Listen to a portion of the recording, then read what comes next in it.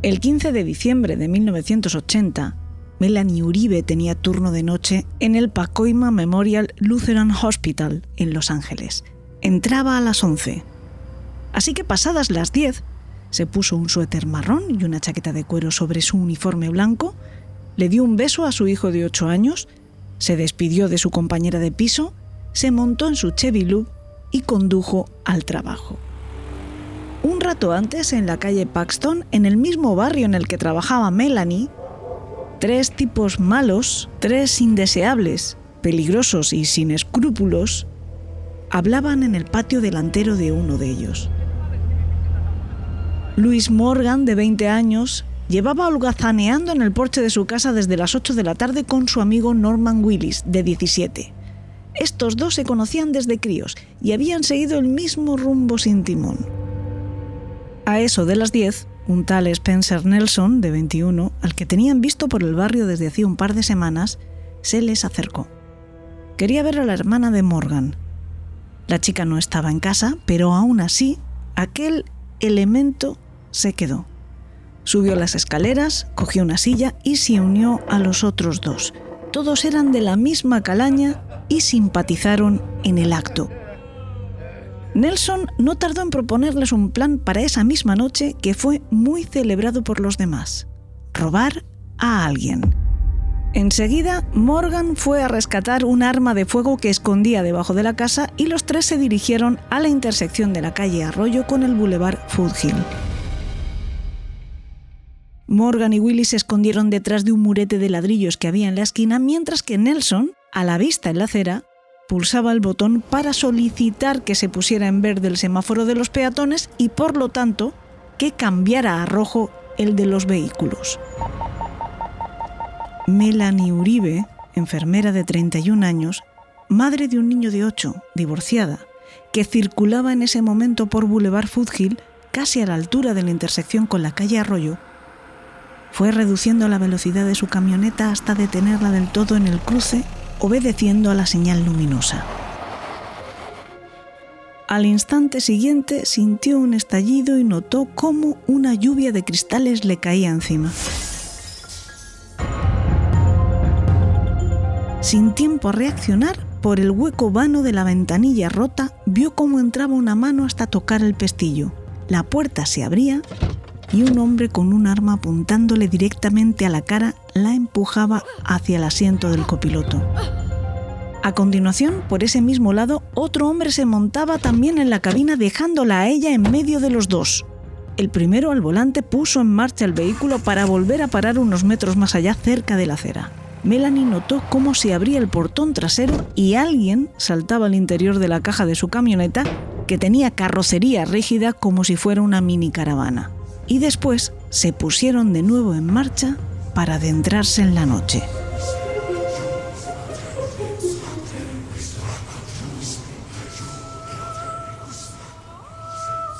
Elena, en el país de los horrores. Con Elena Merino.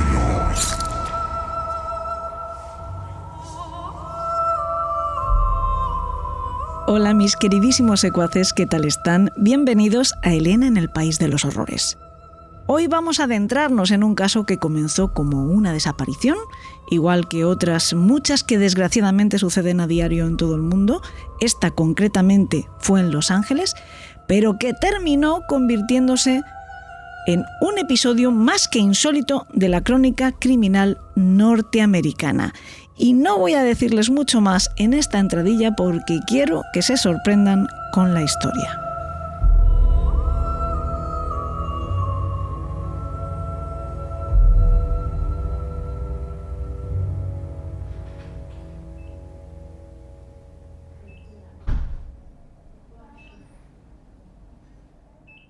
Ya de madrugada, aquel 15 de diciembre de 1980, el supervisor de enfermería del turno de noche del Pacoima Memorial Lutheran Hospital tenía la certeza de que algo malo debía de haberle ocurrido a su compañera Melanie.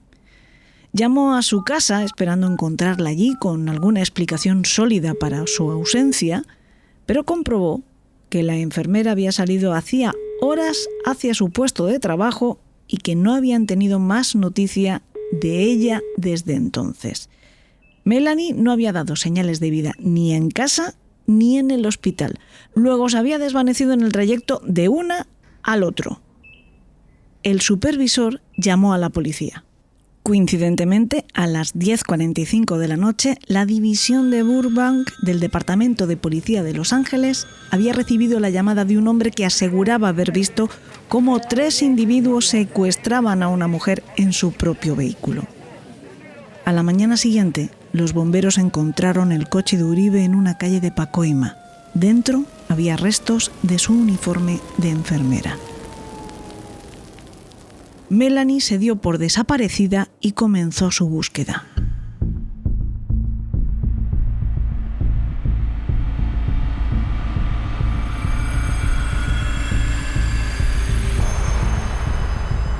El día 17 de diciembre, la noticia llegaba a los medios. Son las 9 de la mañana. Noticias en la KNBC de Los Ángeles. El Departamento de Policía continúa esta mañana el registro casa por casa en busca de una enfermera desaparecida, Melanie Uribe, de 31 años. Según informaron fuentes policiales, Uribe fue vista por última vez el pasado lunes por la noche, cuando salió de su domicilio para dirigirse a su turno en el Pacoima Memorial Hospital, donde debía comenzar a trabajar a las 11 de la noche. Nunca llegó. Tras alertar el hospital por su ausencia, agentes se desplazaron hasta su vivienda, donde encontraron sus pertenencias personales intactas y ningún indicio de que hubiera hecho planes para ausentarse. Su compañera de piso aseguró que Melanie salió vestida con su uniforme blanco y que no notó nada fuera de lo habitual. Ante la falta de pistas, la policía ha desplegado unidades por el vecindario, ha iniciado búsquedas puerta a puerta y pide colaboración ciudadana. Insisten en que cualquier detalle, por insignificante que parezca, podría ser clave para encontrar a la joven enfermera. La investigación sigue abierta. Si tiene información, contacte con el Departamento de Policía de Los Ángeles.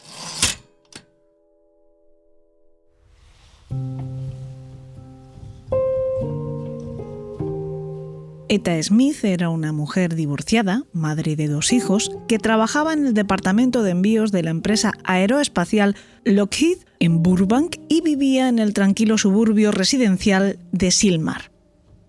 El 17 de diciembre de 1980 fue miércoles y como cualquier otro día laborable, Etta se levantó temprano, despertó a sus niños, les preparó el desayuno, los dejó listos para ir a la escuela y ella se marchó a su trabajo. En la oficina había una radio puesta y estaban dando la noticia de la desaparición de Melanie Uribe. Seguramente algo muy parecido a lo que han escuchado ustedes hace un momento. Pero cuando ella lo hizo aquella mañana, sintió algo que aún a día de hoy no ha podido explicar. Fue realmente extraño, porque en cuanto el locutor dijo que estaban haciendo un registro casa por casa, tuve una especie de imagen visual, como lo que verías en una pantalla de cine. Podía ver dónde estaba. Sé que era en la zona de un desfiladero. Veo un sendero de tierra que se desvía hacia la derecha y veo una colina. Y al final del sendero de tierra veo algo blanco entre la maleza. Y pensé, eso es raro. Algo me dice que no está en una casa y entonces veo esta imagen. ¿Por qué?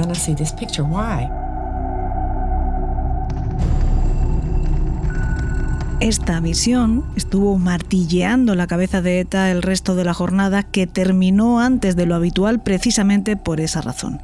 La mujer salió del trabajo más temprano porque se sentía perturbada ante la idea de que la joven enfermera estuviera en la situación que ella había intuido y necesitara ayuda.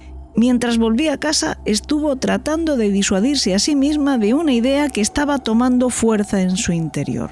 ¿Debía de ir a la policía y contarles que había tenido una visión? Era muy consciente de que la tomarían por loca. Mientras me dirijo a casa, esta cosa todavía no me deja en paz. No podía deshacerme de ello. Así que me digo, quizá debería detenerme y contárselo a la policía. Y luego algo me dice, no, van a pensar que estás loca. Y estoy pensando, sí, pero ¿y si está viva? ¿Y si tengo razón? ¿Y si alguien necesita llegar hasta ella? ¿Puedo en conciencia ignorar esa posibilidad e irme a casa?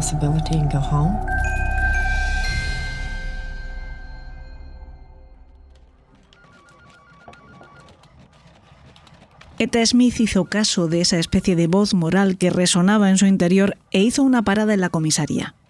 La atendió el detective Lee Ryan, que era uno de los miembros del equipo de investigación sobre la desaparición y después del hallazgo de la camioneta quemada, presumible asesinato de Melanie Uribe. Como es de imaginar, Etta Smith comenzó a hablar disculpándose por lo raro que iba a sonar lo que iba a decir a continuación y anticipando que iban a tacharla de chalada. Después contó su visión. Ryan resultó ser un policía con la mente mucho más abierta de lo que ella esperaba y la escuchó con atención. Incluso le dio carrete. Juzgó que Etta Smith era a priori una persona de fiar, con una apariencia muy sobria, un aspecto, podríamos decir, muy cuerdo. Y al fin y al cabo debía de ser una mujer muy responsable porque ocupaba un puesto de trabajo serio para el que tenía concedido un pase de seguridad de alto nivel. No olvidemos que estaba empleada en una compañía aeroespacial que, entre otras cosas, diseña y fabrica aviones militares, misiles y sistemas de defensa, desarrolla programas espaciales, etc. Nada de eso encajaba con el perfil de otros muchos locos o simplemente caraduras con supuestos poderes sobrenaturales que habían pretendido ayudarles en casos criminales anteriores. Así que, como digo, la escuchó y le dio carrete. Le propuso que señalara sobre un mapa el área donde, según su visión, localizarían a la enfermera desaparecida. Ella indicó Lopez Canyon, un espacio natural situado relativamente cerca en la zona entre Silmar y Lakeview Terrace. Y después de aquello, el detective Ryan le aseguró que hablaría con su superior para incluir aquel sector en el territorio de la búsqueda, le tomó sus datos, le dio las gracias y se despidió de ella. Sin embargo, Etta volvió a montarse en su coche y a emprender el camino a su casa sin que la sensación de apremio que le había infundido su visión la abandonara. Cuando llegó, su sobrina Débora, de 20 años, y sus 2 hijos pequeños la estaban esperando. Estaba tan azorada que compartió con ellos su experiencia psíquica. Y a continuación tomó una decisión drástica. Ella misma iría hasta Lopez Canyon a buscar a Melanie Uribe. Sus hijos y su sobrina insistieron en acompañarla. Dije, bien, esto es lo que necesito que hagas. Vamos a conducir por el cañón. Intenta mirar y ver si notas algo blanco entre la maleza. Condujimos muy despacio. Yo miro a la izquierda, miro a la derecha. Ellos miran. Y le dije a Débora, sabes, no veo nada justo aquí, pero sé que ella está en este cañón. Lo siento. Ella conducía, su sobrina ocupaba el asiento de copiloto y los niños iban detrás. Iban recorriendo el camino que cruza el desfiladero lentamente, mirando a ambos lados, atentos a localizar cualquier indicio. Pero nada les llamaba la atención. En un momento dado, Etta sintió el impulso de parar el coche y apearse en un punto indeterminado del trayecto. Y justo allí encontró huellas de neumático. I see a big spray of dirt and tire marks. Veo un montón de tierra esparcida y marcas de neumáticos y puse mis manos en las huellas y en cuanto lo hice pude sentir el trauma. Quiero decir, algo realmente malo. Para entonces mi corazón estaba desbocado y pensaba, lo único que quiero es salir de aquí. La vidente involuntaria dio la orden a toda su familia para que volvieran al coche y largarse de allí cuanto antes. Los críos protestaron porque para ellos era una aventura. No eran conscientes de la verdadera magnitud de la osada, e imprudente también, desde luego, búsqueda en la que se había embarcado su madre. De todas formas, en menos de un minuto ya habían retomado la marcha, pero después de avanzar unos metros, la hija de Etta dio una voz para llamar la atención de todos. He visto algo. ETA lo puso en duda. Parece que empezaba a ser consciente de lo absurdo e insensato de su iniciativa y de haber llevado a sus hijos con ella. Ahora ya lo único que quería era salir de allí. Pero la niña insistió. Allí, entre los arbustos, he visto algo blanco.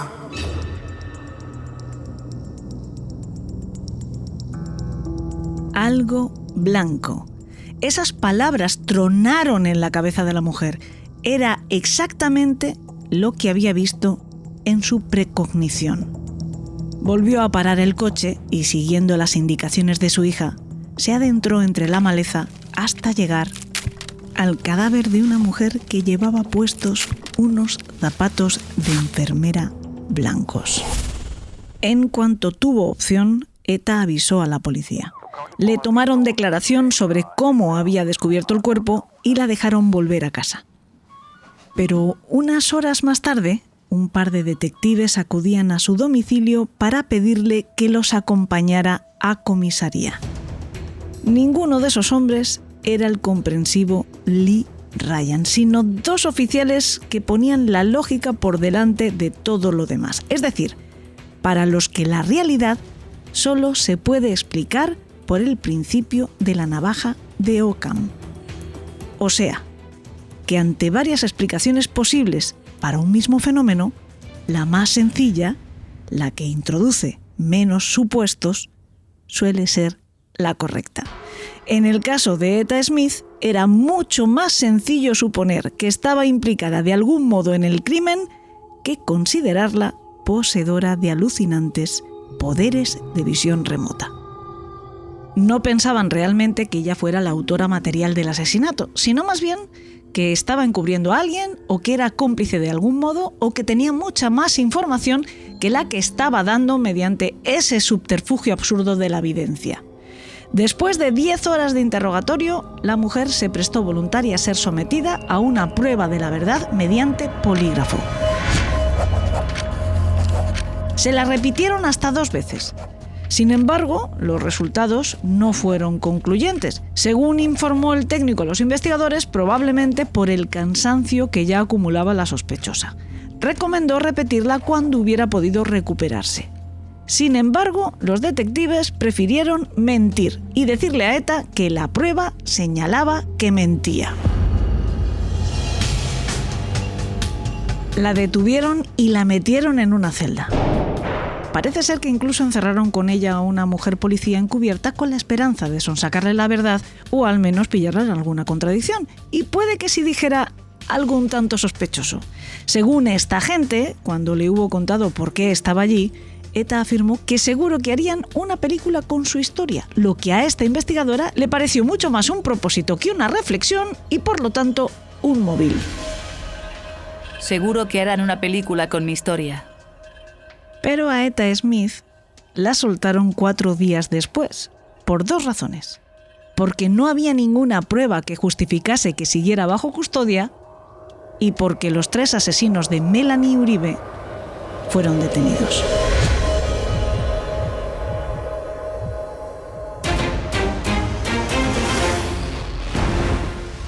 Tres jóvenes han sido detenidos entre ayer y hoy por el secuestro y asesinato de una enfermera que fue raptada en su camioneta mientras esperaba en un semáforo. 2 de los sospechosos, Spencer Nelson, de 21 años, y Louis Carnell Morgan, de 20, fueron arrestados bajo sospecha de asesinato. El tercero, un menor de 17 años cuya identidad no ha sido revelada, ha quedado retenido en un centro de detención juvenil. Un portavoz de la policía dijo que un informante los condujo hasta los sospechosos. Cuando la mataron, uno de los sospechosos regresó a su barrio y se jactó del asesinato, dijo el portavoz. Había varias personas en el vecindario que conocían al sospechoso, pero temían por su vida y no le delataron. Finalmente, un testigo se presentó y nos condujo a uno de los sospechosos, quien nos llevó hasta sus 2 cómplices, dijeron. La policía declaró que los sospechosos condujeron hasta el Cañón López, en las montañas de San Gabriel, violaron a la víctima y luego la golpearon hasta la muerte mientras ella suplicaba por su vida. Las autoridades indicaron que la causa de la muerte fue un golpe contundente en la cabeza.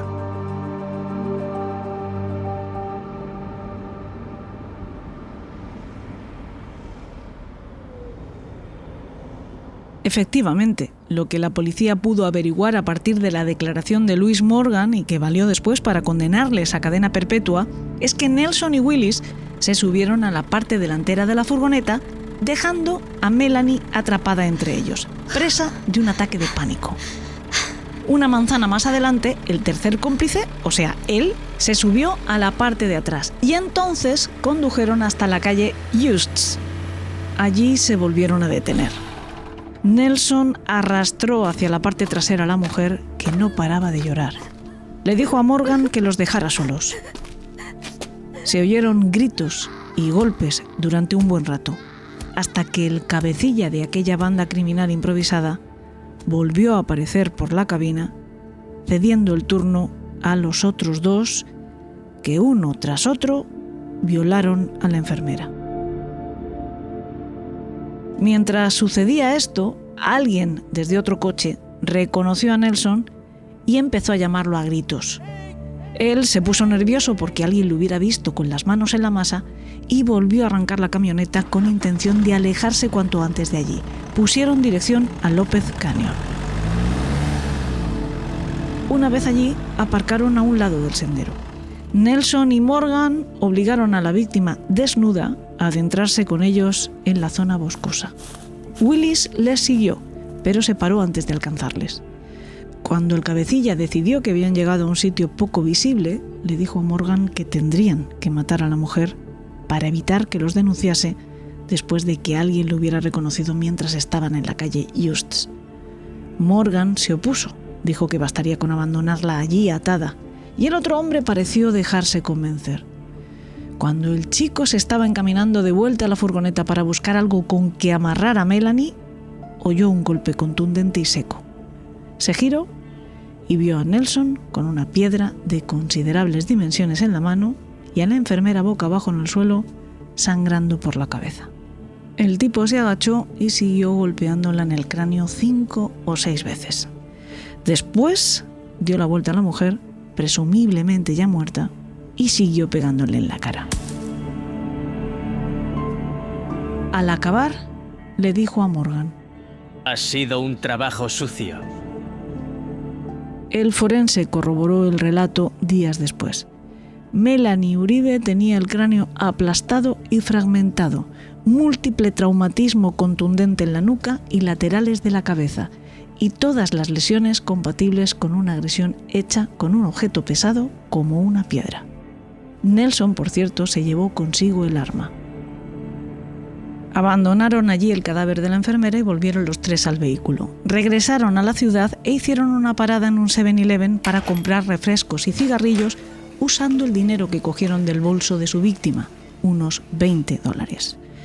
Después, tiraron el bolso de la mujer a un desagüe, su chal a la basura y condujeron hasta la calle Spruce, donde abandonaron la piedra frente a la casa de Velma Ford, una amiga de Morgan.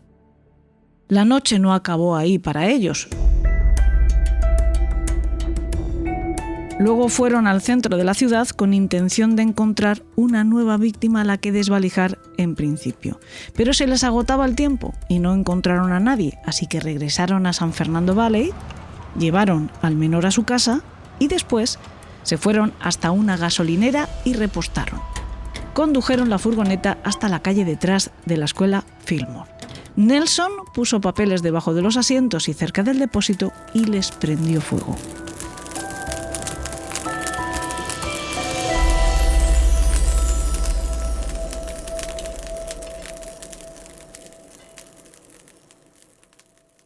Al día siguiente, Louis Morgan fue a ver a su amiga Velma Ford.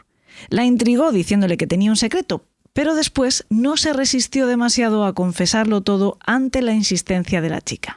Le habló del crimen, le mencionó a sus cómplices, incluso le llevó a ver el arma que estaba escondida muy cerca de allí y después la volvió a tapar con unas hojas.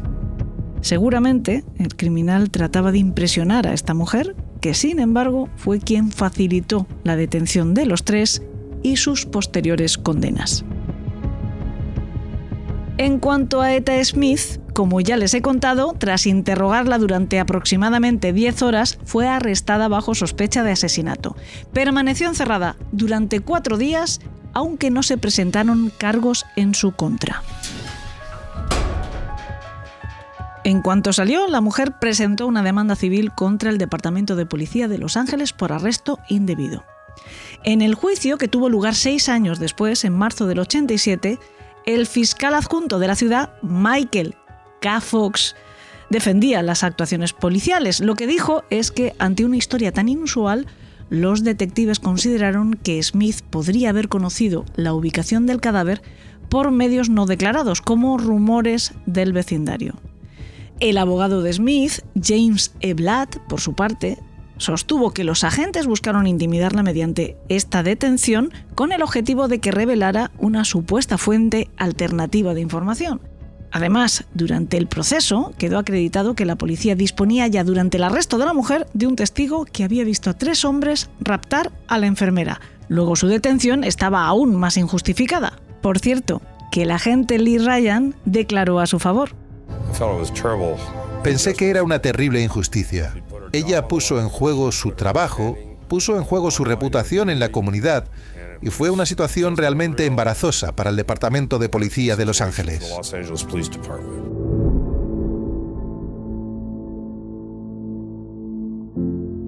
Por fin, el juez del Tribunal Superior de Van Nuys, Joel Rudolph, concluyó que el arresto había sido ilegal y que la evidencia presentada no demostraba un vínculo entre Smith y el crimen. 10 días más tarde de esta sentencia, un jurado otorgó a Smith una indemnización de $26.184, $25.000 por dolor y sufrimiento y $1.184 por salarios perdidos y honorarios legales, aunque también determinaron que no existían pruebas de que Smith hubiera sufrido angustia emocional grave como consecuencia directa de la detención. Esta es una de esas historias a las que le pega terminar con un saquen ustedes sus propias conclusiones.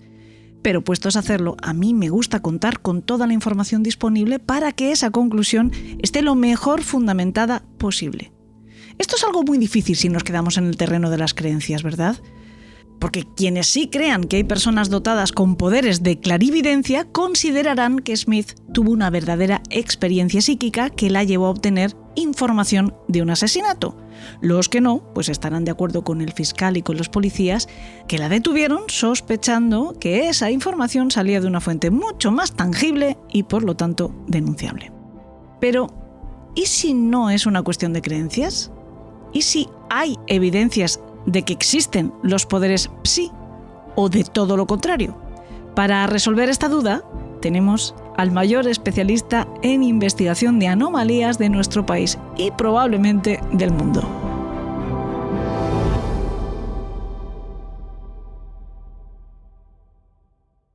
Manu Carballal, ¿qué tal estás? Muy bien, Salom, Helen. Salom. Bueno, vamos a justificar el por qué me saludas de esa manera y me llamas Helen, y es que, bueno, pues ya está casi en puertas Te Veo Maravilloso, ese primer volumen de la trilogía en la que estáis trabajando Salvador Larroca y tú. A tiendas, desgraciadamente, me parece que para Navidad no va a llegar, pero no obstante, cualquiera que lo compre por internet lo recibirá en casa a tiempo para que sea un buen regalo en estos días. Y no sé, ¿cómo se encuentra? Iba a decir padre primerizo, tú no eres padre primerizo, tú ya eres familia numerosa, pero en el tema cómic sí. Totalmente. Y te digo Shalom Helen, porque a partir de ahora, bueno, yo a ti ya te veo como Helen. Ojalá. O sea, no, es así. Yo ya no puedo hablar contigo sin visualizarte como esa gente del Mossad que reparte sopapos como panes, sexy, brillante, inteligente, audaz, intrépida, vamos, que dobla a Lara Croft en las escenas de riesgo. Me encanta que no me puedas ver de otra manera. A partir de ahora, vete mentalizando que todos los secuaces te van a ver así, después de ver tus cameos. Mira, en este cómic de Horror Country, en el país de los horrores en versión cómic. Manu, Y yo no sé que me repito más que un ajo, pero es que no lo puedo evitar. Cada vez que veo el personaje, mi alter ego idealizado en el cómic que habéis hecho Salva y tú, sobre todo que ha dibujado Salva, como él dice siempre, dibujar es como querer, ¿no? Yo no puedo evitar que me venga a la cabeza el mismo chiste, y es lo que pides versus lo que te llega. O sea que, por favor, no crees esas expectativas no, no, en no, los no. secuaces que no me han visto en persona, porque se van a encontrar una cierta ruina ya No, con no, esta edad. no es verdad. No es verdad, porque yo sé que si tú te hubieses visto en las mismas situaciones que Helen, habría reaccionado igual que Sal Stone o igual que Manny. No, tu Manny se ha visto en esas situaciones, porque además casi todo lo que se cuenta en ese TVO son vivencias tuyas, salvo la parte histórica, que por otra parte es una historia largamente investigada por ti, por otros compañeros tuyos, y más que documentada, que es lo interesante del TVO. Pero la parte de acción que van a vivir los tres personajes protagonistas, ese triunvirato, son vivencias tuyas que has ido repartiendo. Ahora le pongo esta a Helen, esta a Sal, pero tú sí las has vivido en tu carne y sobre todo en tus huesos. Claro, por eso hablo con conocimiento de causa, porque sé que cuando te ves en una situación así, pues sale lo mejor de ti, porque no hay otra manera de sobrevivir en ciertas situaciones, y a veces pues tienes que actuar como si estuvieses en un cómic de Salvador Larroca, pero es que es verdad, es que esas cosas pasan, o sea que tú vas a ser Helen ya para el resto de tus días, que te quede claro, y estoy seguro de que si nos hubiésemos visto en estas situaciones, la realidad no habría sido muy diferente a la interpretación que hace Salva. Hombre, a ver, sobre todo hay un matiz. O sea, a lo mejor habríamos tenido una reacción valiente, pero yo esas tortas no las doy, ¿eh? Ya quisiera. Y mira Bueno, que yo soy de las que he hecho alguna arte marcial, pero ya te digo yo que no. Ya te digo yo que no. Claro, porque no te has visto en la tesitura de tener que entrenar el Krav Maga, que es el arte marcial gallego por excelencia. Sí. Ese es uno de nuestros chistes privados, sí. No te has visto en la situación de tener que entrenarlo, pero bueno, si hubieras sido un agente del Mossad, pues lógicamente lo habrías tenido que entrenar, o sea, Sí. sin ningún problema. Ojo, que yo te digo que yo no sería, mi yo de verdad no sería capaz de dar esas tortas, ni el Salva de verdad se iba a dejar. Iba a recibirlas, también te lo digo. Bueno, lo dicho, que THC de Horror Country, que es de verdad, o sea, crean en mi palabra. Yo soy parte implicada solamente porque, bueno, pues he servido un poco también como hilo conductor de la historia, como una inspiración, ya les digo que muy fantástica para el arte de estos dos pedazos de bichos que son Salva Larroca y Manu Carballal. Por lo tanto, no tengo parte en esto, más que son mis amigos y han hecho un trabajo fantástico. Pero es que esa parte, cuando yo digo que es un trabajo fantástico, que es entretenido, que es apasionante, que es intrigante, que te va a dejar con muchas ganas de la segunda parte para allá, estoy siendo de verdad objetiva. Y eso que el tema ufológico no es lo que más me ha traído a mí siempre del mundo, del ámbito de esa gran paraguas que se llama misterio, quizá, ¿no? Pero tal y como está narrado en este TVO, deja de ser algo, no sé si decir difícil de creer, para ser algo que da mucho, mucho miedo. Y eso sin que en ello intervengan los extraterrestres, con afán de no sé, de dominar el mundo. Simplemente con que los ovnis sean un tema terrenal, ya da mucho miedo, con lo cual este cómic, yo no sé si llamarlo ciencia ficción, historia del misterio, conspiración o terror. Fíjate tú lo que te digo. ¿Tú te atreves? Es que la verdad, nada da más miedo que la realidad, porque la realidad siempre supera la ficción, y creo que hoy vamos a hablar de un tema en el que también hay una narrativa cinematográfica, porque da mucho juego para crear ficción, pero las historias reales, cuando tienes la oportunidad de trabajarlas y de conocerlas sobre el terreno, son mucho más extraordinarias. Porque lo real siempre es mucho más extraordinario. O sea, cualquier secuaz que nos esté oyendo y que incluso esté acostumbrado a leer cómic, a ver películas de acción,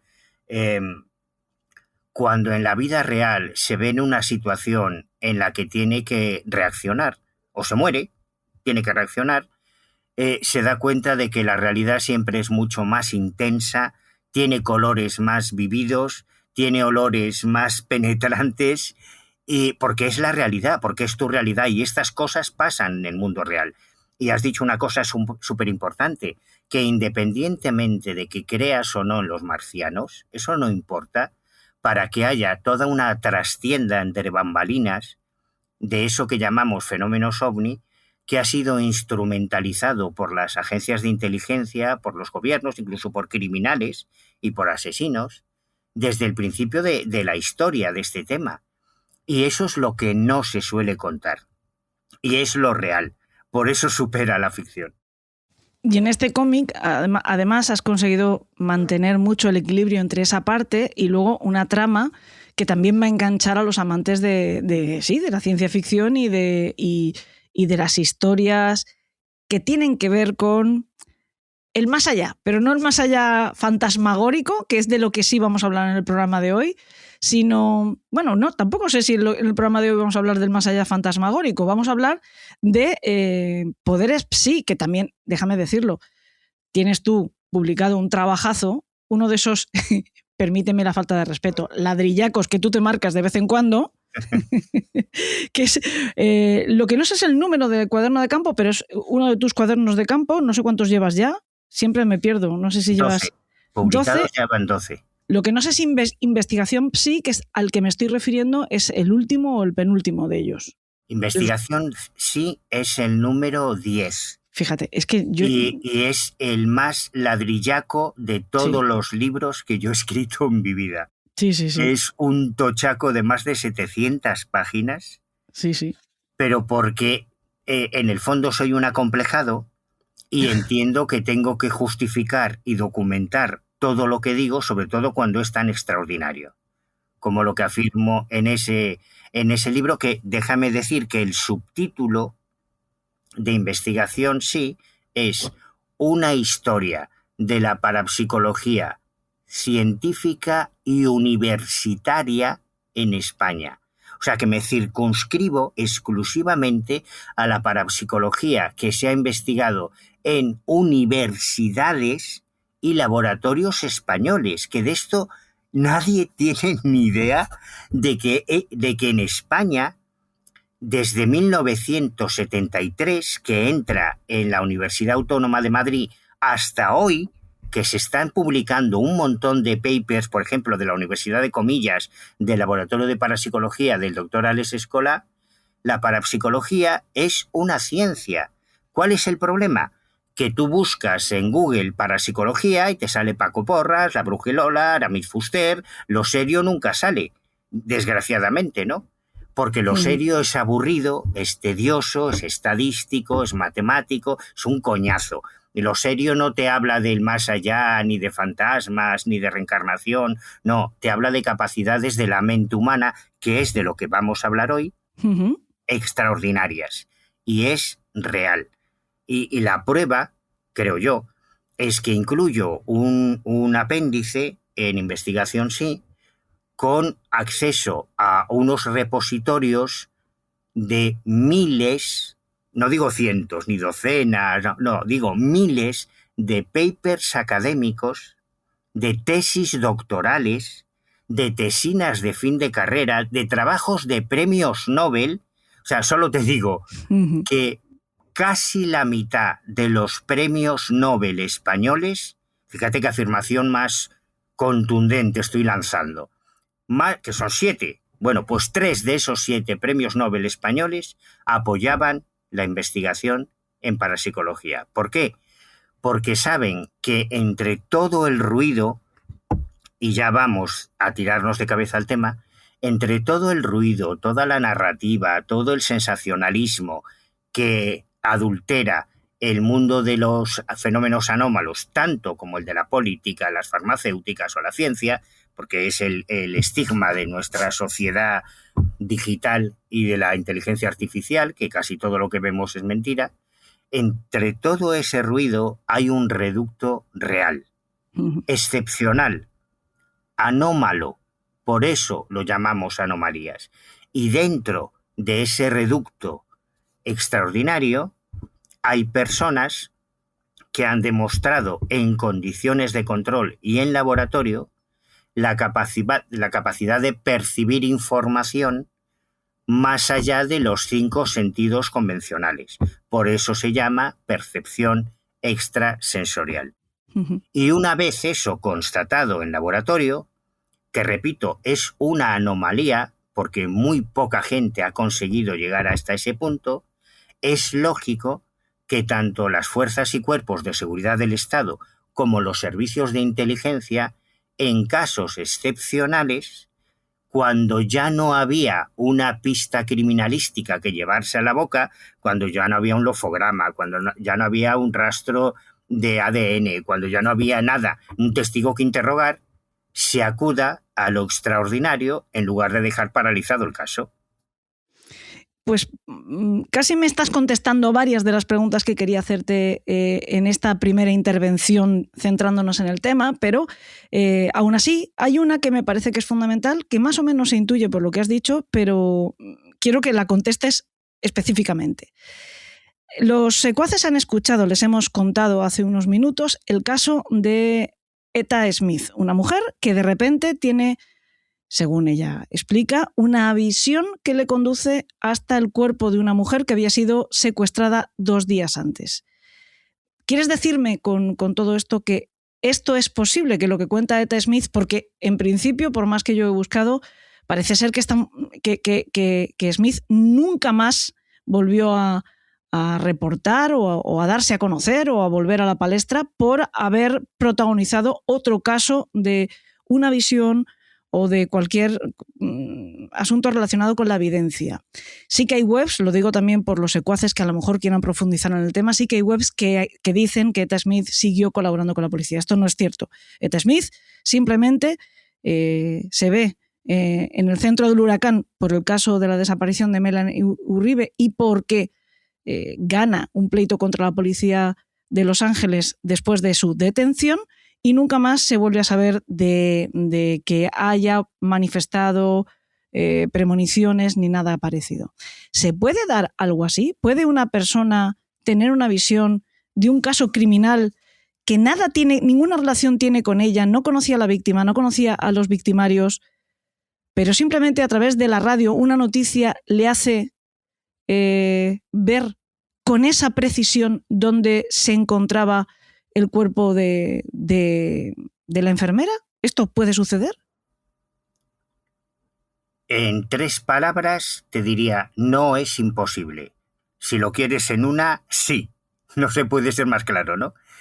Ahora bien, cada vez que se produce un caso de desaparición mediática, un crimen mediático, un caso de secuestro mediático, aparecen cientos y cientos y cientos de personas que con buena o con mala intención aseguran haber tenido una visión, un sueño, una percepción del paradero de esa persona o de su cadáver, ¿no?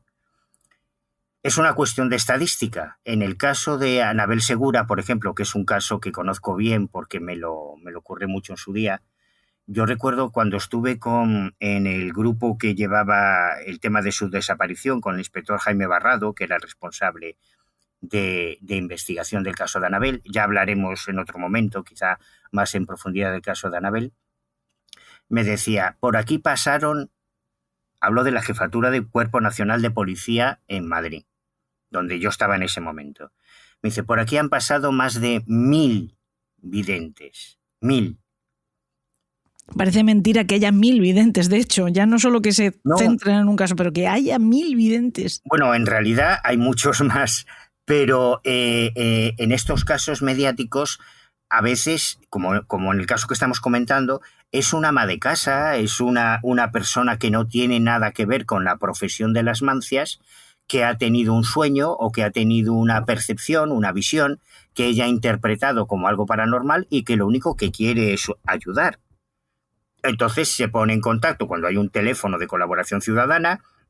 Ha pasado en el caso de Madeleine McCann, ha pasado en el caso de el crimen de Alcácer. Bueno, en todos los grandes casos mediáticos se han recibido miles de denuncias de avistamientos Anglés o de las niñas o de Madeleine, que luego al final, cuando la policía lo investiga, no llevan a nada. De hecho, seguimos sin saber dónde está Madeleine McCann, y es uno de los casos donde ha habido más participación de videntes, hasta tal punto que en el informe definitivo de la policía portuguesa se creó un apéndice. Yo tengo ese informe, que es un informe muy grueso, donde se resume toda la investigación, y hay un capítulo solo dedicado a los videntes, que se pusieron en contacto con la policía portuguesa para reportar cuál era el paradero de Madeleine. Una de ellas, además, muy influyente, la única que se desplazó físicamente a Praia da Luz para hacer las pesquisas psíquicas sobre el terreno, y que iba avalada por el consulado de Portugal en Barcelona y por la agencia Método 3, que había sido contratada por los padres de Madeleine para intentar colaborar en la investigación, ¿no? Es un tema, bueno, nos podríamos hacer un programa entero solo sobre ese asunto. O sea, muchas veces es gente que no tiene ninguna relación y que intenta colaborar. Bueno, es que yo soñé dónde estaba este desaparecido, y se lo dice la policía. Y claro, para la policía, me decía el inspector Barrado, joder, es que es un coñazo, porque nosotros tenemos unos efectivos limitados. Y claro, los padres nos insisten en que comprobemos todos estos soplos, ¿no? Que al final no llevan a nada. Sin embargo, de todos esos videntes que intentaron colaborar en el caso de Anabel Segura, solo unos norteamericanos, que es una historia muy chula, ya te contaré, que vinieron a España con todos los gastos pagados por José Antonio Campoy, el director de la revista Más Allá, que había sido noviete de una tía de Anabel, entonces él se implicó mucho en el caso, y son los únicos que acertaron en cuanto a la situación de Anabel. Todos los demás, influidos por los medios de comunicación, porque los secuestradores habían mandado falsas pruebas de vida y tal, creían que estaba viva y que estaba encerrada en tal sitio, en un zulo, en una cabaña, en no sé dónde, pero al final realmente los americanos atinaron, ¿no? Entonces, no es imposible, porque según dicen los científicos que las han estudiado en laboratorio, y que en todos esos papers académicos, y ahora ya no se trata de paper, ahora ya se están haciendo estudios de metadatos basados en cientos de papers que se han publicado sobre las capacidades sí, haciendo análisis globales de todos esos estudios, y sale un incremento de más del 30% sobre el azar en investigaciones de laboratorio. O sea que esas capacidades existen, y no es imposible que en algún caso, pues como la lotería, a alguien le toca, ¿no? Claro, pero ¿cuánta gente compra el décimo? Pues de toda la gente que compra el décimo, le toca a 1 o a 2 o a 4. Bueno, pues esto es lo que ocurre exactamente igual en el mundo de lo que se denominan detectives psíquicos, que es como nos referimos a esas personas que, por una serie de circunstancias, en un momento determinado se convierten en colaboradores, peritos, asesores externos de investigaciones criminales. Esto es real, esto ocurre. Me gustaría que el caso que mencionas, el caso de Anabel Segura no exactamente, sino el papel de estos detectives psíquicos. El caso de Anabel Segura va a seguir pendiente de que lo traigamos en alguna ocasión a alguno de los episodios de En el País de los Horrores, pero este tema en concreto de la intervención de detectives psíquicos sí me gustará mucho que lo abordemos la semana que viene. Déjame, por cierto, avisar a los secuaces que este de hoy es el último programa en abierto, antes de que nos vayamos, nos cojamos unos días por este periodo de Navidad, pero el de la semana que viene habrá otro programa que sí será el corte antes de volver en enero ya. No sé si me estoy explicando. Menos mal que me dedico a esto profesionalmente, Manu. ¿Qué te parece? Lo mal que me explico. Bueno, en resumidas cuentas, este es el último programa antes del corte navideño en abierto. La semana que viene habrá un último que será para mecenas en exclusivo, y ahí es donde me gustaría que, entre otros casos, habláramos del de Anabel Segura, y con un poco de suerte, aunque ya sabes que yo sí que no tengo poderes de evidencia, pero si todo va bien, contaremos también con Enrique Chazarra, que conoce perfectamente ese caso. Digo, no tengo poderes de evidencia porque este programa se hace semana a semana. No hay nevera, esto no está preparado, y las cosas pueden salir de al revés, por mucho que uno quiera tener planes en la cabeza. Y volviendo al tema, los detectives psíquicos ya hemos visto que de una forma casi azarosa cualquier persona puede tener una visión en un momento determinado sobre un caso. Ya nos has contado que, aunque sea extraoficialmente, sí se escucha o se tiene en cuenta la colaboración de personas que dicen tener este don por parte de los investigadores de casos criminales. Pero yo quiero saber también si esto es un don o es un conocimiento. Es decir, si cualquier persona, como yo he dicho hace un momento, efectivamente puede tener estos poderes de evidencia o no, o tienes que tener un cierto don. Y además de eso, si se pueden entrenar, porque también sabemos por ti que ha habido programas de agencias, por ejemplo, norteamericanas, donde se ha intentado controlar estos poderes, y también de los tiempos de la Unión Soviética nos llegan historias e imágenes de una persona concentrada moviendo, que no sé si eso también se considera poder, sí, ¿no? Moviendo objetos y todo esto. ¿Cualquiera de nosotros tiene ese poder? ¿Se puede entrenar ese poder? ¿O es un conocimiento? ¿Podemos aprender a dominar este tipo de sentidos? Pues lo que te voy a responder es muy políticamente incorrecto, porque es una pregunta muy compleja, muy profunda, muy buena pregunta, y hay una gran división en la comunidad de investigadores sobre si las capacidades psíquicas son algo natural, inherente al cerebro humano, como el olfato, el tacto, el gusto o cualquier otro sentido, o realmente es una malformación, como la polidactia. La polidactia existe. Hay personas que tienen 6 dedos en las manos y en los pies. Yo es un ejemplo que pongo siempre porque me parece muy gráfico. Pero yo no conozco a nadie que tenga polidactia. No, sé que existe, he visto fotos, he visto vídeos, pero nunca he coincidido con nadie que tuviese 6 dedos en las manos o en los pies. Y de hecho, las fábricas de guantes no fabrican guantes con 6 dedos, porque no compensaría, porque es una rareza tan grande, aunque sea real, que no compensa. Por eso lo llamamos anomalías. Entonces hay muchos trabajos de investigación, hay muchísimos papers publicados en revistas científicas de revisión por pares, que han pasado todos los filtros, haciendo estudios de laboratorio, sobre todo en el caso de la telepatía o la clarividencia, en estado Ganfield, en un estado de semiprivación sensorial, porque es algo muy fácil de hacer, que no requiere un laboratorio muy sofisticado, y entonces se ha hecho millones de veces en universidades de todo el planeta. Yo mismo he participado en estudios de ESP en estado Ganfield, porque es muy, muy barato y es muy fácil de hacer, ¿no?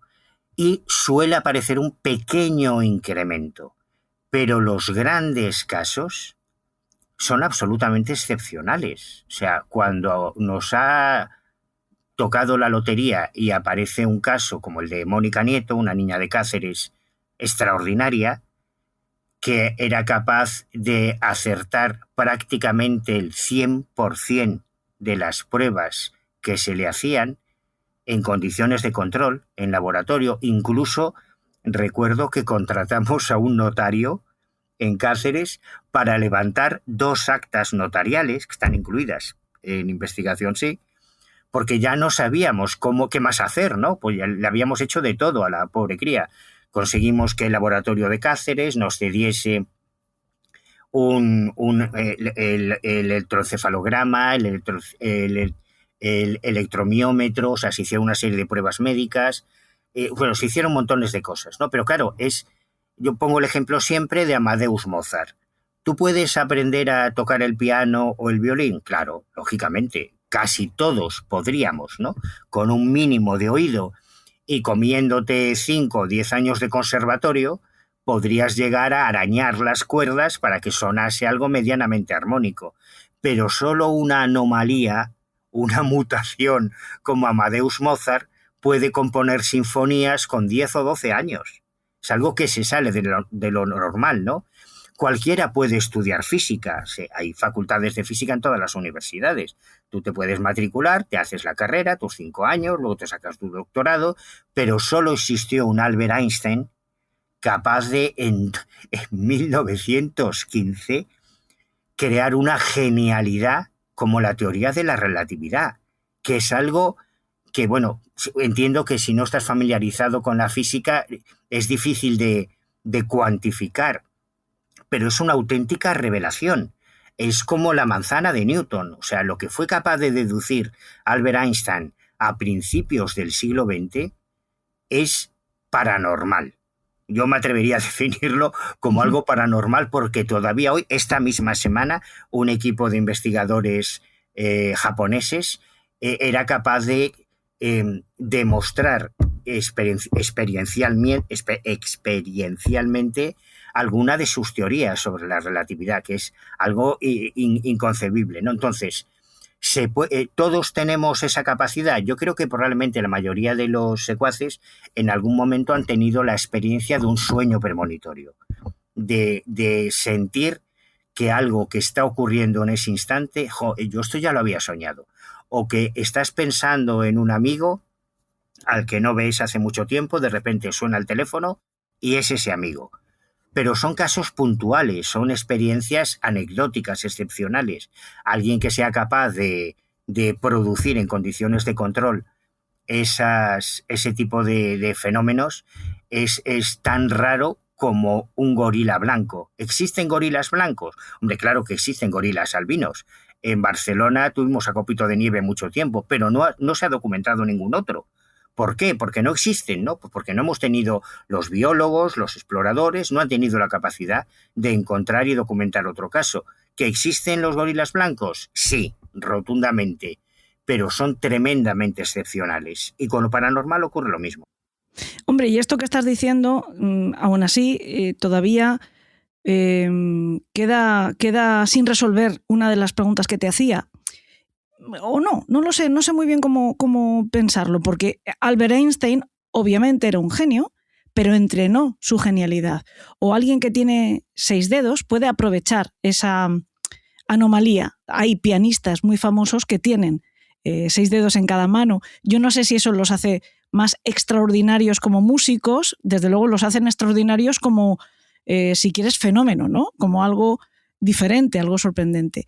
Por lo tanto, si tú naces con ese don o maldición, según se mire, o desde luego anomalía, sí puedes entrenarla, como, no sé, insisto, esas imágenes que hemos visto de la Unión Soviética entrenando, tú sabrás los nombres de las Nina mujeres, por ejemplo, ¿no?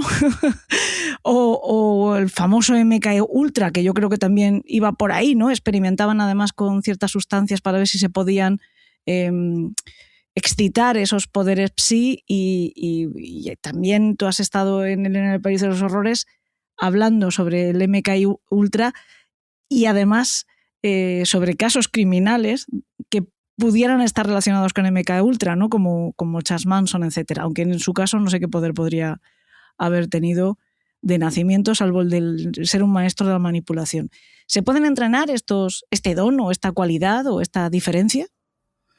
Sí, como cualquier otra capacidad, el músculo se hace haciendo ejercicio y el músculo del cerebro se crece jugando al ajedrez, por ejemplo. O sea, cualquier capacidad humana se puede potenciar en base al entrenamiento. Y de hecho, yo, sabes que a mí me gusta hablar de lo que yo he vivido, de mis experiencias, porque yo ya no me creo mucho de las fuentes abiertas, pero tú ves los primeros resultados de las pruebas que hacíamos, por ejemplo en Cáceres, con Mónica Nieto, y ves los últimos y no tiene nada que ver. Porque a la pobre yo recuerdo sesiones en su casa de 10 horas seguidas con la pobre niña, que estaba ya hasta las narices de nosotros, haciendo pruebas con las cartas Zener, luego con generadores Zener aleatorios, luego ya en el doblaje de metales con tubos de ensayo, con el catedrático de física que se vino de Barcelona, con ilusionistas, con el notario, bueno, y se hace camino al andar, como decía el poeta, ¿no? Efectivamente, cualquier capacidad de la mente humana, como la memoria, como la programación de sueños, hay técnicas bastante contrastadas, y hablo también por experiencia propia, que te permiten desarrollar capacidades de tu mente que son sorprendentes, como la programación para despertarte o la programación de los sueños. Yo esto lo he experimentado, ¿eh? Y es algo que, como todo, es cuestión de entrenamiento. En el caso de las capacidades psíquicas, si realmente encuentras con un sujeto, y has puesto un ejemplo que a mí me parece maravilloso. Si encuentras un pianista con 6 dedos, indiscutiblemente va a tener una ventaja sobre los que tenga 5 dedos y es capaz de ejercitar su musculatura para utilizar sobre el teclado los 6 dedos, porque tienes un apéndice extra, 2 en realidad. Así que sí, la respuesta es sí, claro que se puede practicar. Y volviendo ya al tema concreto de los detectives psíquicos, hemos dicho que en el caso de Ed Smith no quiso saber nada más de este asunto. También lo entiendo, no tiene que ser una experiencia demasiado agradable que te encierren durante 4 días en una celda, pero hay otros que sí se han dedicado casi profesionalmente a esto, ya no solo que sean videntes y que tú puedas ir a su consulta a hablar con ellos de tu vida, sino que se presentan a sí mismos directamente como detectives psíquicos, por más que después los investigadores más escépticos hayan tratado de confirmar su participación en este o en el otro caso y no lo hayan conseguido, porque mucho me temo que las fuerzas de seguridad, los investigadores, etcétera, no reconocen oficialmente el aprovechamiento de estos dones de determinadas personas. Pero bueno, a mí me sorprendía, y te lo decía antes, una que se presenta a sí misma como detective psíquica siempre, que es Alison Dubois, me sorprendía porque yo conocía a este personaje por la serie Medium, y yo pensaba que era un personaje de ficción, que se habían inventado esta serie donde una chica colabora con la policía o con unos agentes. Yo no recuerdo porque hace muchos años que la vi, resolviendo asesinatos. Pero es que Alison Dubois existe, por cierto, es solo un año mayor que yo y ya tiene serie propia, fíjate. Yo tengo cómic, a ver qué pasa. y resulta que es clarividente y ella se define a sí misma, de hecho en Wikipedia hay una entrada con su nombre y lo primero que te dice es que es una detective psíquico. Sí. Yo no sé, o se me viene a la cabeza otro caso que ha pasado por el programa, conocidísimo por todos, que de hecho estuve investigando uno de los casos criminales más famosos de todos los tiempos, que es el estrangulador de Boston. Hablo de Peter Urkos, ¿no? del archifamoso Peter Urkos, que es curioso, porque en ese caso del estrangulador de Boston teóricamente falló. Y sin embargo, hoy en día se pone muy, muy en crisis. Desde luego se tiene claro que Albert de Salvo no fue el estrangulador de Boston, de hecho se cree que hubo más de uno, ¿no? Entonces no, se descartó, se consideró un fracaso de Peter Urkos, pero en realidad no lo sabemos, porque no sabemos a ciencia cierta quién fue el estrangulador de Boston. Igual la clave estaba en lo que él dijo, ¿no? ¿Tú conoces alguno de estos? Bueno, tú conoces, vaya pregunta, a Manu Carballal, ¿conoces alguno de estos casos? Sí, además con alguno tengo alguna anécdota personal directa. Pero has abierto muchos melones. Sí, vamos a si quieres, a hablar de alguno de ellos y el resto invitamos y dejamos con ganitas de más a nuestros secuaces y les invitamos a escuchar el programa de la semana que viene, donde seguiremos hablando de esto y además más largo y tendido, sin tener que ajustarnos tantos en el tiempo. Déjame decir, antes de que se me olvide, una frase que a mí me quedó grabada al hilo del caso que estamos comentando, que me dijo el inspector jefe Jaime Barrado cuando estábamos hablando del caso de Anabel, y él me decía, claro, aquí vinieron un mogollón de videntes, incluso llegamos a recibir la llamada desde la embajada de Siria. Él no me quiso decir el país, lo averigüé después, me dijo un país árabe, luego ya averigué que era Siria. La embajada de Siria en Madrid llamó a la jefatura del Cuerpo Nacional de Policía que llevaba el grupo de Barrado que llevaba el caso de Anabel para recomendarles a un vidente que era de confianza de la embajada de Siria en Madrid para que intentase colaborar en el caso de Anabel. Pero la frase en cuestión que me quedó grabada, creo que me la voy a tatuar, que es lo que le pasó a esta psíquica que comentamos, me dijo Jaime, si alguno de aquellos videntes me da una pista del paradero de Anabel y resulta que llegamos allí y está el cadáver de Annabel, yo lo primero que hago es detenerlo. Y luego me va a tener que explicar de dónde carajo sacó la información de que el cuerpo de Annabel estaba ahí. Que es normal, es lógico. O sea, Claro, absolutamente. claro. Es lo que le pasó al caso de hoy, ¿no? También. Claro, las policías reciben soplos de muchas fuentes distintas. Si de repente uno se revela como verídico, como fiable, vale, ahora me vas a tener que explicar, ¿y tú cómo sabías esto? Con lo cual, el que un vidente acierte es un marronazo para el vidente. Pero luego hay otro problema desde el punto de vista legal, de la jurisprudencia española. Y es que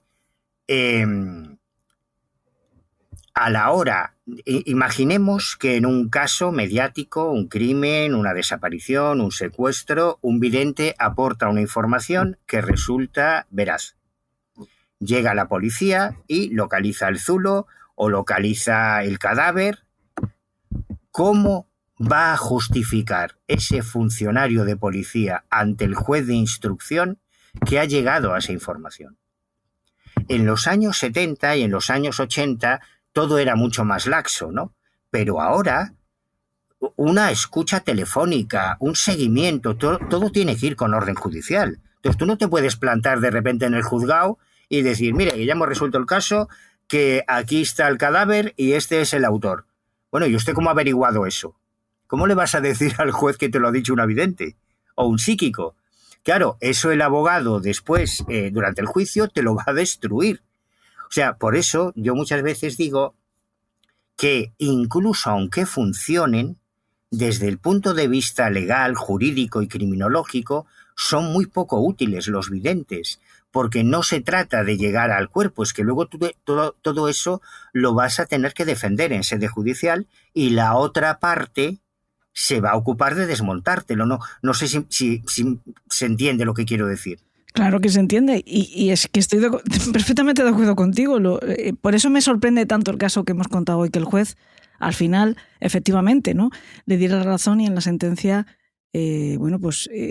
tuvieron que se decretó que tuvieran que indemnizar a esta mujer por daños o por una detención ilegal. Es verdad que hay otros factores, no solo que ella no pudiera demostrar el juez no solo se apoya en que ella no tenía vínculo con las víctimas, sino que de hecho la policía tenía alguna pista ya sobre quiénes habían podido ser y sin embargo ninguna sobre el papel que pudiera tener en el crimen esta mujer, ¿no? Y por ahí se justifica esta sentencia.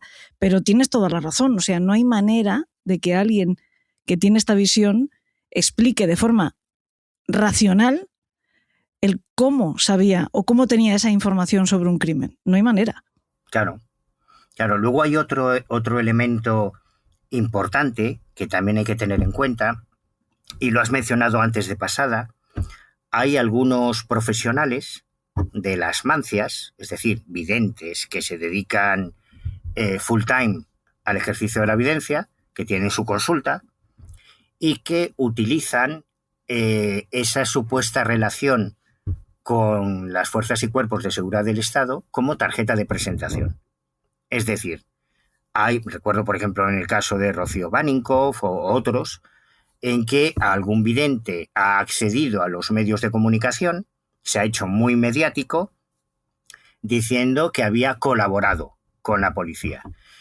Y a mí me lo definió un día muy bien Jimmy Jiménez Arnau, que falleció no hace mucho, por cierto, un periodista muy conocido, seguro que los secuaces lo recuerdan enseguida. Además, Jimmy, yo tuve una buena relación con él, trabajamos juntos un tiempo y él me contó un caso terrible que él vivió de un sacrificio humano en una favela de Brasil que él había presenciado porque su padre era diplomático. Bueno, no me quiero ir, ¿no? Entonces, Jimmy me decía, con esto pasa lo mismo que con los videntes de los famosos. Hay videntes, todos sabemos quiénes, ya he mencionado varios, Paco Porras, o Aramis Fuster, Octavio Acebes, en fin, que se presentan como los videntes de los famosos. Y a los famosos no les cobran cuando van a su consulta, porque es real que los famosos y actores, cantantes, incluso políticos, incluso la Casa Real Española, ha tenido relación con algunos de esos videntes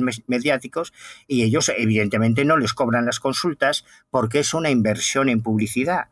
Porque para Paco Porras o para Miss Fuster o para Octavio Aceves o para la Bruja Lola o para Rapel, una foto con tal o cual personaje mediático es la mejor campaña para que luego la gente normal acuda a su consulta, ¿no? Y pasa lo mismo con eso de presentarse como detective psíquico, colaborador de la policía. Sí, bueno, ¿y usted en qué ha colaborado con la policía? No, es que yo una vez llamé al 091 para decir que Madeleine McCann estaba en la Alpujarra Granadina.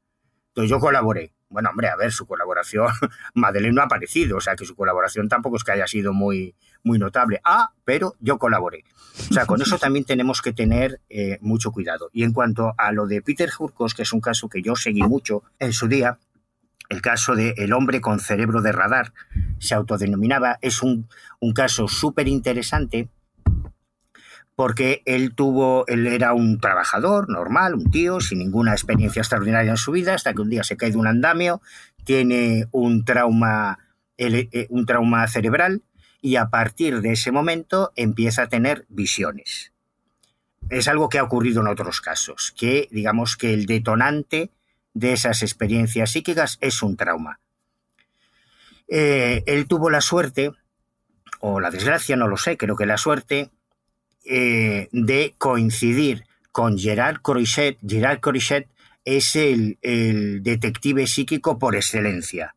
Es un holandés que trabajó con policías de toda Europa porque conoció al doctor Ten Haef, que fue el primer responsable de una cátedra de parapsicología en una universidad europea en 1952. Entonces, digamos que Ten Haef los apadrinó, tanto a Croiset como a Hurkos, hicieron montones de experimentos en laboratorio y empezaron a colaborar con las policías. Pero Hurkos fue mucho más internacional porque fue requerido, por ejemplo, por Scotland Yard para algunos casos concretos, donde aparentemente tuvo éxito y finalmente terminó asentándose en Estados Unidos, donde en varias ocasiones colaboró con el FBI y con policías de distintos estados en casos tan mediáticos como el estrangulador de Boston, es cierto.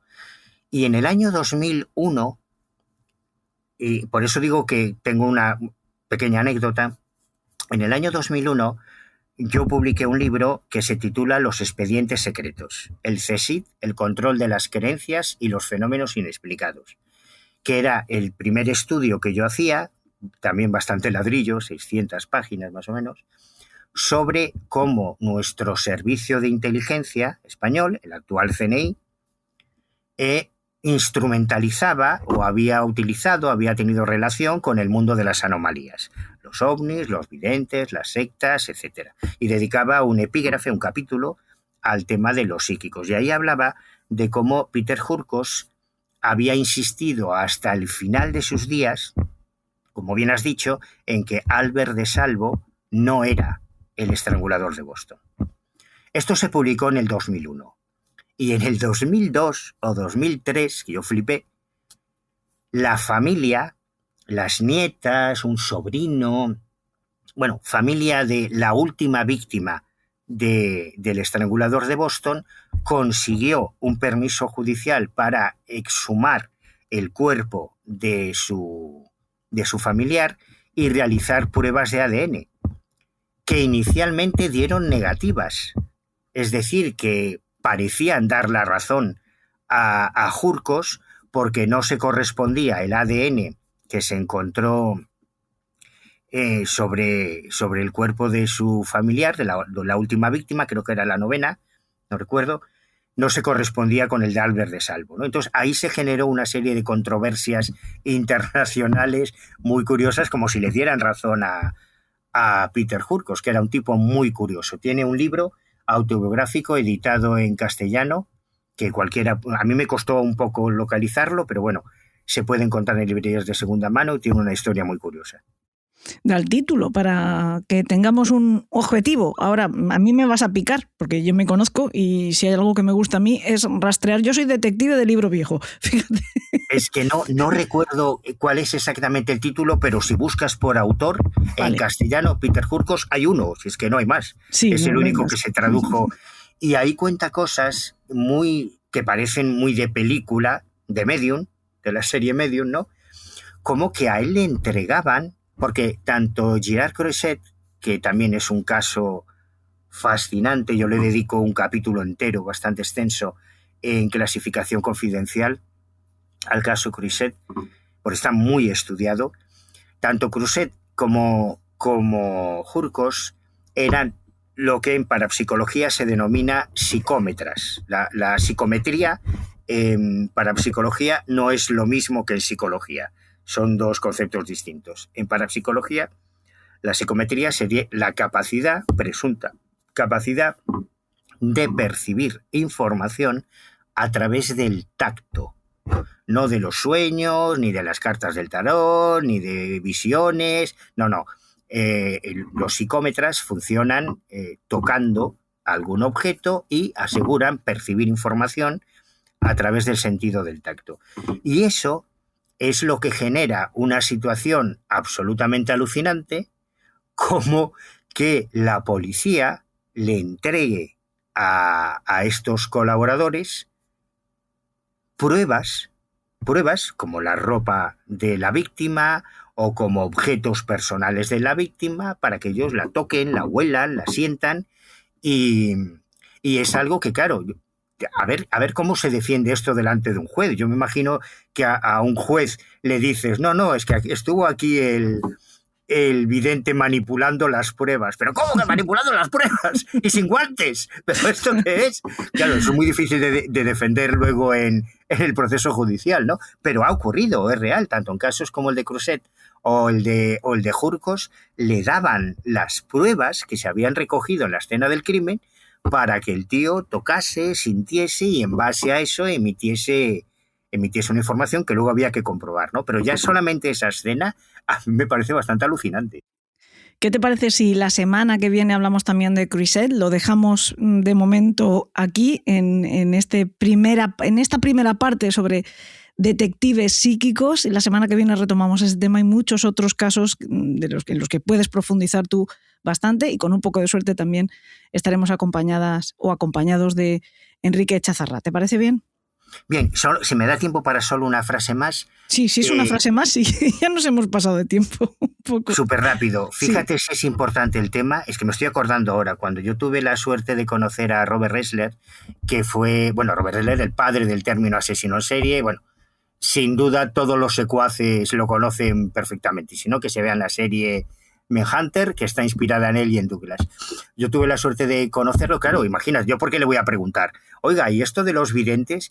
Y él me contó el caso de Dorothy Allison, que es otra de estas grandes, famosas videntes en Estados Unidos, a la que Ressler llegó a invitar a Cuántico. O sea, Robert Ressler invita a una vidente a dar conferencias en la Academia del FBI en Cuántico en base a unos éxitos que teóricamente había tenido. O sea, que sí, que por increíble que parezca, estas cosas ocurren.